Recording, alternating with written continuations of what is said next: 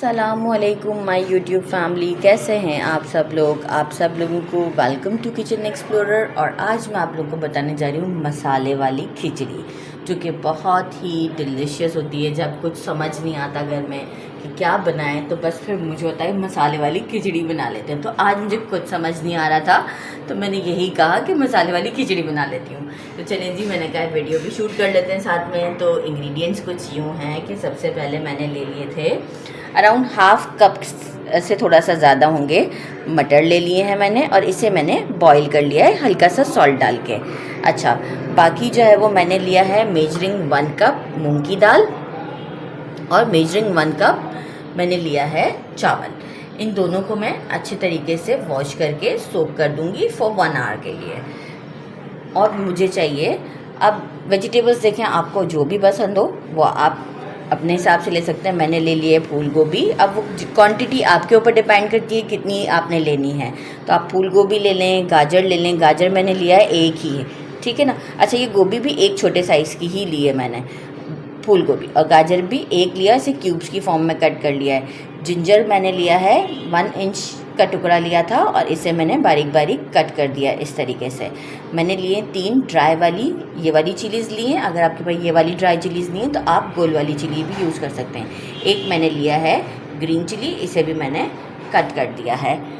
अच्छा, मैंने लिया है 1 टीस्पून हमारा रेगुलर जो रेड चिली पाउडर होता है, जो कि स्पाइसी होता है, वो लिया है 1 टीस्पून। हाफ़ टी स्पून हल्दी लिया है। 8 मैंने लिए हैं काली मिर्च, और 5 मैंने ली हैं लौंग। 1 टीस्पून मैंने लिया है ज़ीरा, और 1 टीस्पून मैंने लिया है धनिया पाउडर। 2 तेज़पत्ता लिया है मैंने, और हाफ़ टी स्पून लिया है गरम मसाला।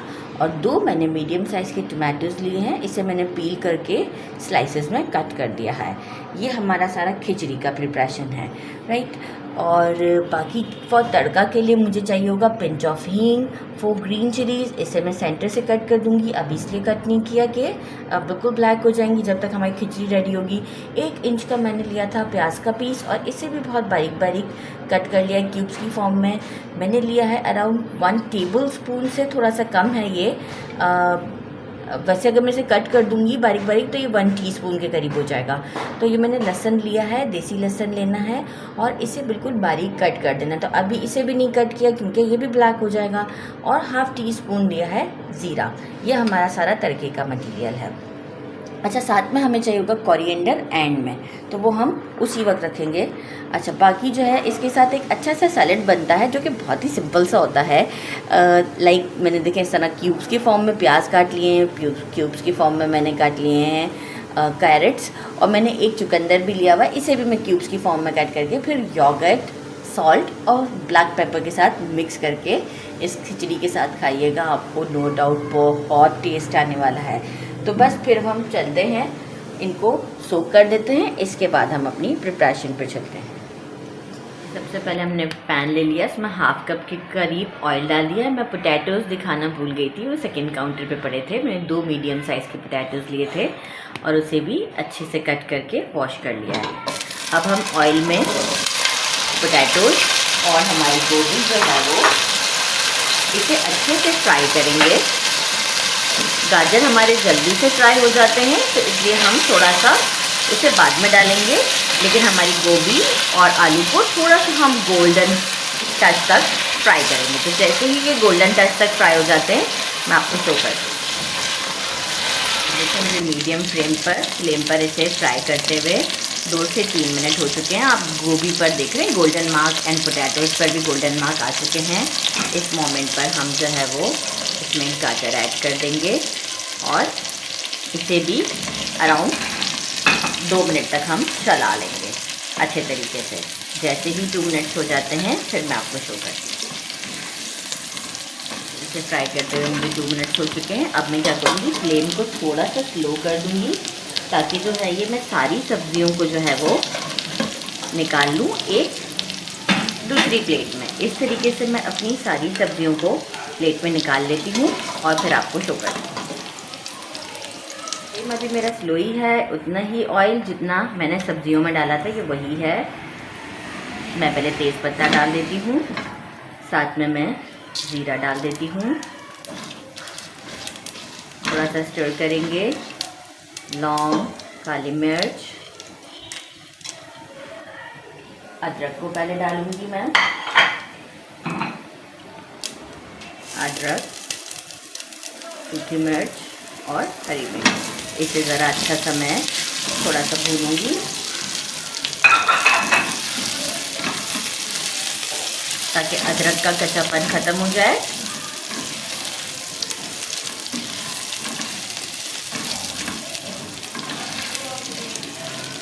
देखिए मिर्चें भी हमारी फूलना स्टार्ट हो चुकी हुई हैं।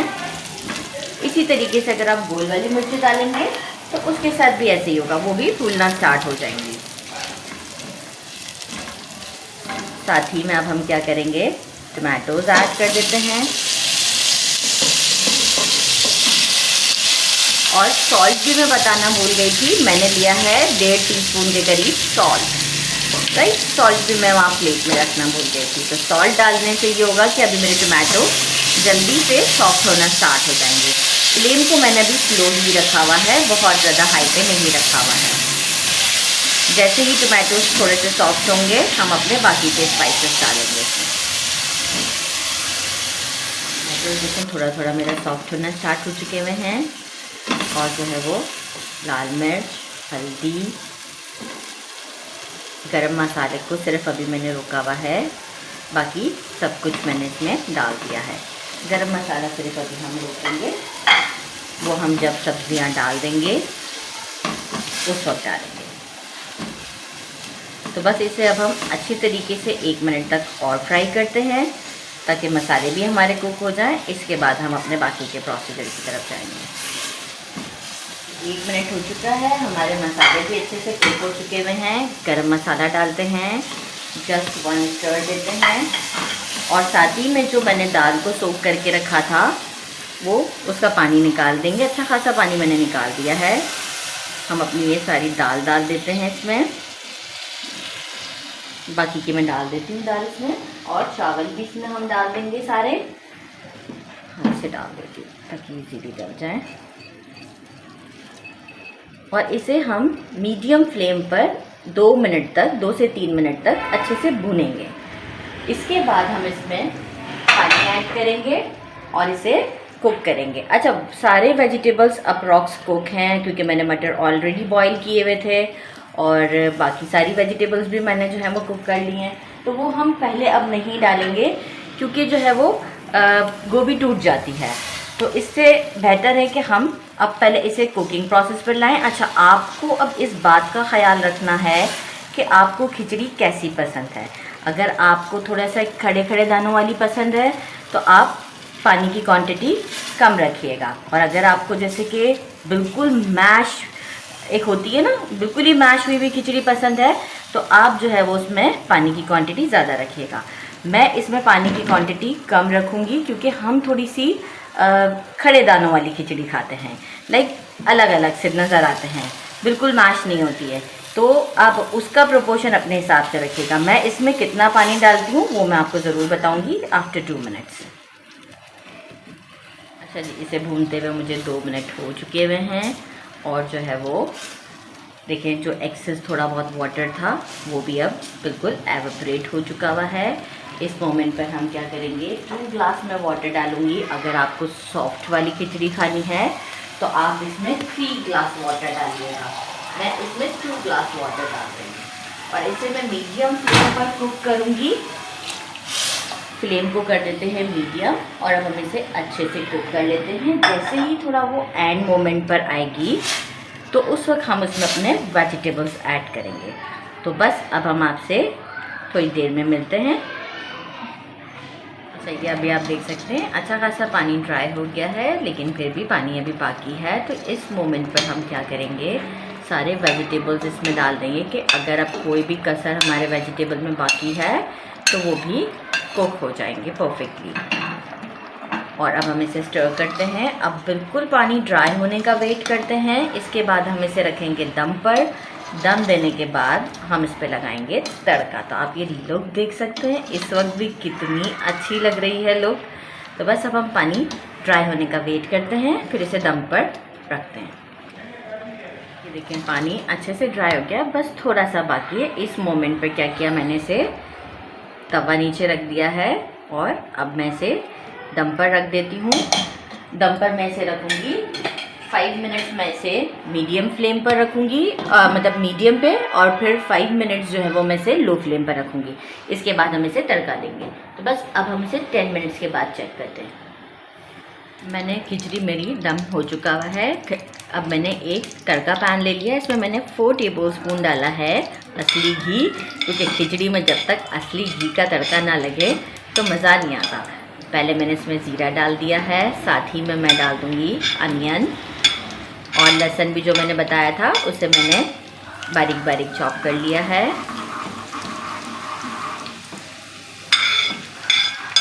लहसुन डाल दिया, हरी मिर्च, हींग भी डाल देंगे साथ ही। हींग बहुत पिंच ऑफ हींग है तो साथ ही इसके आ चुका हुआ, मैं प्लेट में से खोल कर डाल चुकी हूँ। पिंच ऑफ हींग भी बहुत अच्छा फ्लेवर देती है आपके तड़के में। तो बस, लेकिन पिंच ऑफ हींग, बहुत ज़्यादा हींग नहीं। और अगर ओरिजिनल है तो पिंच ऑफ हींग है, और अगर आपके पास पाउडर फॉर्म में, तो मैंने आपसे पहले भी कहा है कि ½ टीस्पून आप ले लिया करें अगर पाउडर फॉर्म वाली है तो। बस अब हम इसे थोड़ा सा गोल्डन टच पर लाते हैं और फिर हम ये तड़का लगाते हैं।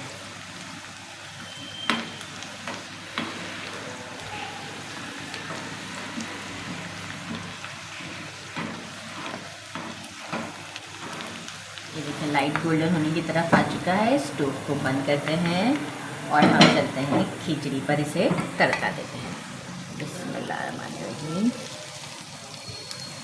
और फ़ौरन से जो है वो हम लिड को ढक देते हैं। और अब मैं आपको डायरेक्ट इसे डिश आउट पर दिखाऊंगी ताकि अच्छे से सारी खुशबू इसमें बैठ जाएगी, और फिर हम आपको डिश आउट पर दिखाते हैं। मैंने इसे डिश आउट कर दिया है आफ्टर तड़का। आप इसकी लुक चेक कर सकते हैं। जितनी अच्छी इसकी लुक है उतना ही अच्छा इसका टेस्ट है। साथ में मैंने सैलड कॉल्ड रायता टाइप बना लिया है, जिसमें मैंने चुकंदर भी कट करके डाल दिया था, जिसका मैंने आपको बताया भी था कि इसमें क्या क्या चीज़ें डाली हैं। टेस्ट करने का टाइम आ गया है। मुझे फूल गोभी इसमें बहुत ज़्यादा पसंद है, तो मैं फूल गोभी लेना चाहूँगी। और मैं आपको दिखाऊंगी भी कि पूरी कुक्ड है। साथ में ये हमारा सैलेड सॉर्ट ऑफ रायता। अब हम इसे टेस्ट करते हैं। बिस्मिल्लाहिर्रहमानिर्रहीम। ये देखिए ज़बरदस्त, सॉफ्ट, सुपर सॉफ्ट। बिस्मिल्लाहिर्रहमानिर्रहीम। गिर गई।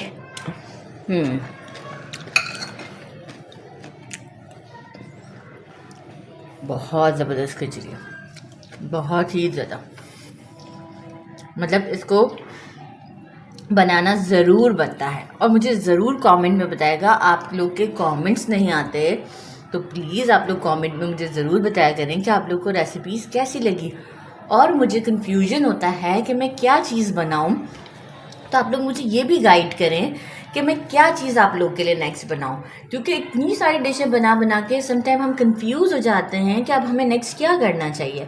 तो आप लोगों की हेल्प से ही मैं आगे इसे कंटिन्यू रख सकूँगी। आप मुझे ज़रूर गाइड करें कि मैं नेक्स्ट आपके लिए क्या बनाऊं। तो मेरे चैनल को लाइक और सब्सक्राइब करना नहीं भूलेगा। अपना ख्याल रखिएगा। अल्लाह हाफ़िज़।